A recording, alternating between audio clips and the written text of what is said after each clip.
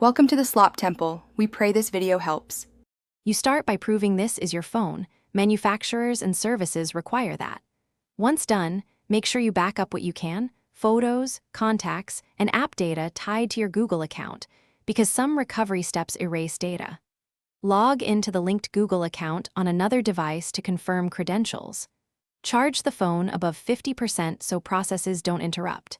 This prevents loss and speeds support requests, and it keeps you ready for the next official recovery options. You should now use official recovery tools. They protect both you and other users. For example, use Google Find My Device to lock or erase the phone if you can authenticate, or visit the device maker's portal, Samsung, Pixel, for account-based reset options.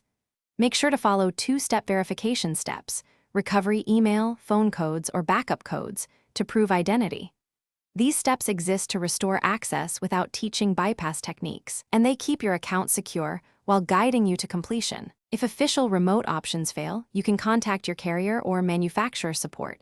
They'll ask for proof of ownership like a receipt and a MA. As a final technical step, a factory reset from recovery mode will remove the lock but also erase all data, so only proceed if you accept that loss. If problems persist, request in-person service. Bring ID and purchase proof, because technicians can verify ownership securely.